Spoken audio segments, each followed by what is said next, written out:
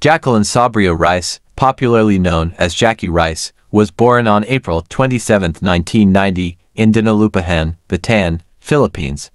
She entered showbiz after winning the title of Ultimate Female Survivor in Starstruck Season 3, GMA Network's reality talent search, in 2005. Following her victory, Jackie appeared in various GMA shows and became known for her roles in dramas, fantasy series, and comedy programs.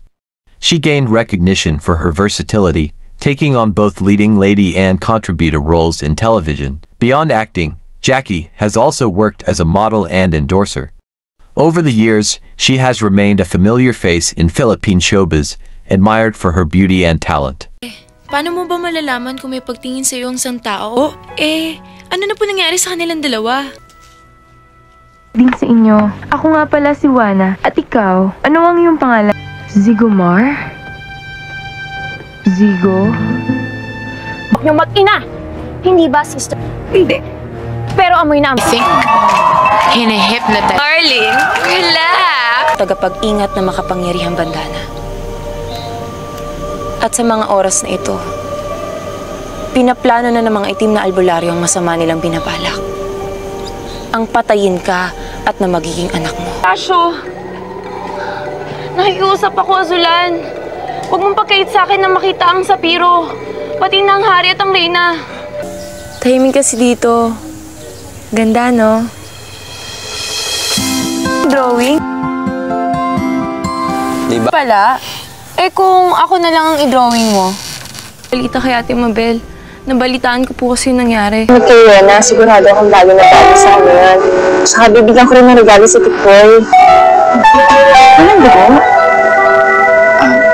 Sabi ko, sige, okay lang ako eh. Wala yan. Sige, Ikaw ang lihim na kumakalaban sa kanila. Mapoproteksyonan ka ba ng kapatid mo si Osaro? Huwag ang drama-drama mo. Huwag mong mamalitin yung sarili mo, ha? Ikaw ang asawa ko, ama ng anak ko, at kayo ang sentro ng buhay ko. mahal ka niya tulad ng isang anak, Oreos. Hindi ba, Oreos? Gusto ko na matupad ang mga pangarap natin. Hindi ko sasagutin yung tanong. Kaya wag mo na akong tanongin. Hindi ko naman yung hamon eh. Pero hindi mo naman maalis na ako ng mag-alala. Hindi ang tipo nila si Gismundo ang magpapatalo lang ng basta-basta. Nag-text yung contact ko. Naipadala na raw yung cheque. Hindi nakita natin sa cheque. So, pinapadala ko. Ano naman siya makakalusot dito? Akala ko ba mahigpit ang security niya dito? Wala naman pala Bakit makakatulong ba yan sa paghanap sa mami ko? Buisit. Sir, Harry na naman. CJ, at sinasabi ko na ngayon pa lang, hindi pagitan CJ. Kung si Harry nagpapadala sa mga paawa mo, ako hindi. Pwede pa lang kayong mag-break. Kami nga ng boyfriend ko, break na eh. As in, ngayon lang. Mainit-init pa. Kuya, bakit ba hindi mo nalang sagutin yung tanong ko? Tuloyin ko na yan. Alam mo, kasi may kakaiba sa lalaking yun eh. Gusto ko sana magpaganda para sa dinner date namin. Ako na lang dyan sa iba. Mag-ayos-ayos naman kasi para naman pagkamal.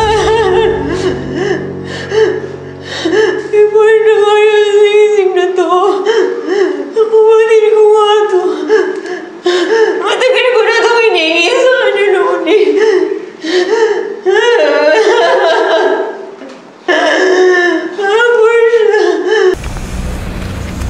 Smoke, pakidala mga yan dito.